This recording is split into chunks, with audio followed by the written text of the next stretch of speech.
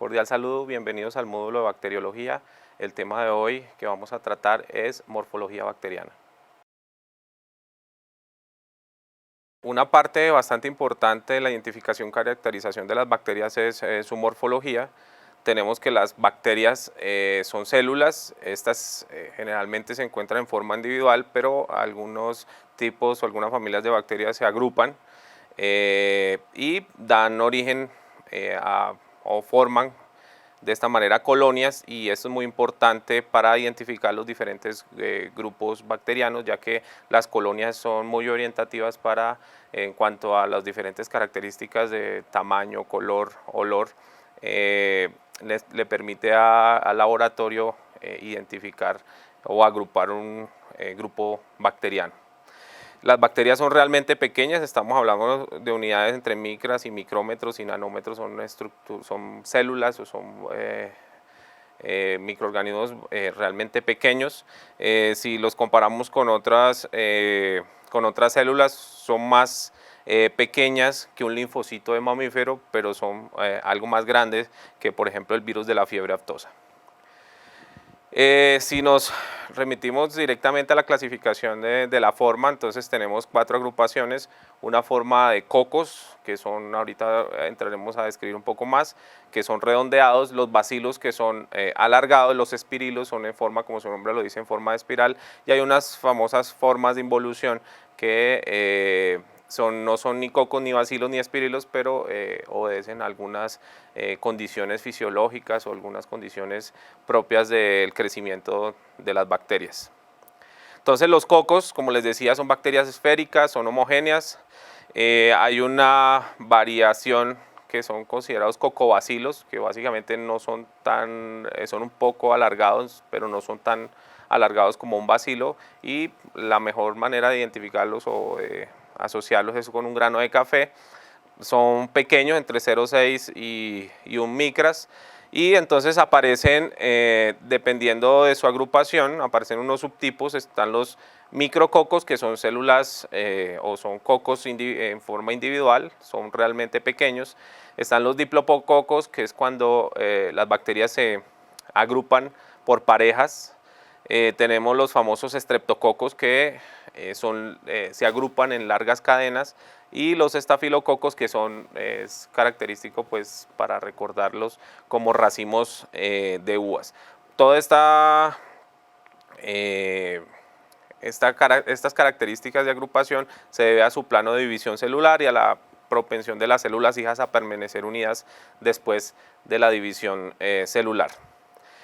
Pasamos a los bacilos. Entonces los cocos, recuerden, son redondeados. Tenemos los bacilos, que ya son bacterias más alargadas, heterogéneas, a lo que dice allí el tema, que son heterogéneas, que hay unas que son más grandes que otras. Tenemos bacilos muy grandes, tenemos bacilos muy pequeños, pero su característica básica es que son bacterias alargadas. Y eso, obviamente, esta heterogeneidad hace que haya una variabilidad entre los diferentes géneros y especies bacterianos. La forma, la longitud y la anchura de los extremos de la célula facilitan, como les decía, la heterogeneidad de forma de bacilo.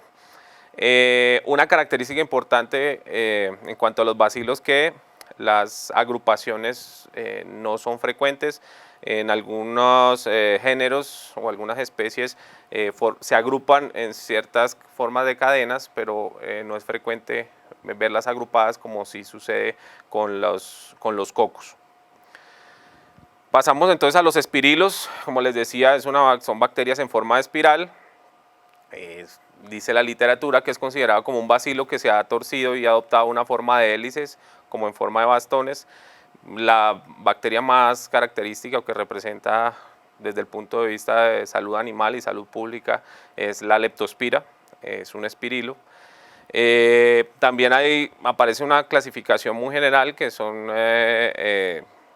los rígidos y los flexibles o espiroquetas, y aparecen numerosos géneros, y pues estos géneros se clasifican o se agrupan teniendo en cuenta la longitud de la vuelta cuando giran, cuando forman su espiral, el ángulo de los extremos, la vuelta externa, bueno, etcétera, etcétera. Entonces tenemos los espirilos en forma de espiral. Y las formas de involución son formas, entre comillas, atípicas, no son ni coco, ni bacilos, ni espirilos, sino son unas formas como atípicas, por ejemplo, en forma de globo, en forma de granos, y esto se debe cuando las estructuras celulares se rompen, se dañan, cuando se daña la permeabilidad en el medio de cultivo o en el sistema donde está creciendo la bacteria. Esto se puede deber a cultivos viejos, condiciones adversas, salinidad, antibióticos, etc. Entonces, hace que la bacteria no mantenga su estructura normal de coco de bacilo, sino aparecen otras formas que se les conoce como formas de involución. Eso es en cuanto a las células como tal, pero como les decía, una parte importante de la caracterización e identificación de las bacterias son la formación de las colonias. Las colonias crecen en un medio nutritivo sólido, obviamente. Son unas masas que varían en tamaño, en forma, en consistencia, en textura, en pigmentación, y estas características particulares de cada grupo bacteriano pues permite su clasificación y su identificación, como les decía, y es muy orientativo. Uno ya en laboratorio puede, cuando observa una colonia característica, como les decía ahorita, en cuanto a color, en cuanto a forma, en cuanto a consistencia, le puede uno orientar a sospechar, y si uno tiene pues algunos indicios de sintomatología clínica, le permite uno sospechar o deducir de qué microorganismo se está tratando. Entonces, la forma de una colonia puede estar determinada por su borde o su espesor. En cuanto a su borde, hay colonias lisas, irregulares, aserradas. De acuerdo al espesor, pueden ser elevadas, pueden ser uniformes. En cuanto a la consistencia y a su textura, puede ser o seca o frágil, grasienta, cremosa, viscosa, pegajosa, etcétera, etcétera. Ya aparecen una serie de características que permiten caracterizar a la colonia, y cualquier otra característica particular que uno le pueda asignar a esa colonia, pues, y que le sirva a uno de orientación para identificar o caracterizar esa bacteria, pues bienvenidas son. También es muy diciente los colores. Entonces tenemos colonias rojas, anaranjadas, amarillas, doradas, y eso son acentuadas o inducidas, por ejemplo, con algunos medios diferenciales que, como su nombre lo dice, ahorita más adelante lo vamos a discutir un poquito, es que los medios de cultivo diferenciales acentúan esas características de pigmentación de las colonias, y, como les decía, puede ser muy orientativo para identificar el microorganismo. Entonces, en este esquema podemos observar el grupo de los cocos. Entonces, observen, como les decía ahorita, los cocos, células individuales. Tenemos los diplococos que se ponen en parejas. Les decía también los estafilococos y los estreptococos. Aparecen otras agrupaciones, tetra, sarcina, que pues no vamos a entrar en detalle.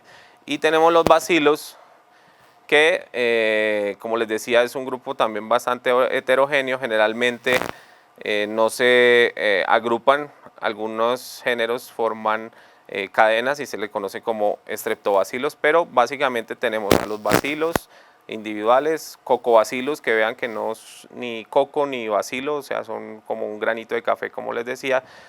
Aparecen también los diplobacilos.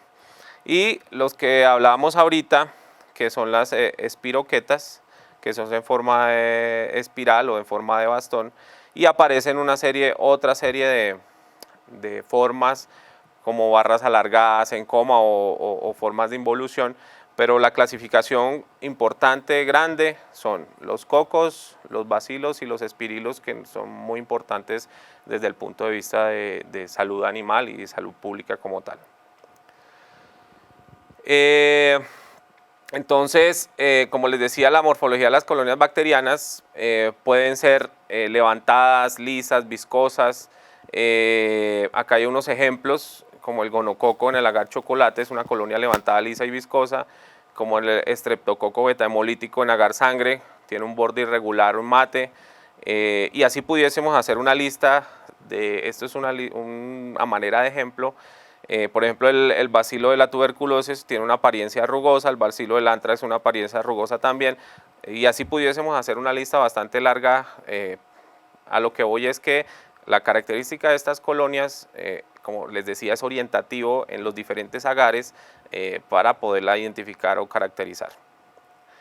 En este link que aparece aquí hay un video bastante ilustrativo donde refuerza o soporta pues lo que venimos hablando de las colonias y describe en forma muy visual todas estas características de forma, de color, de viscosidad, etcétera, etcétera.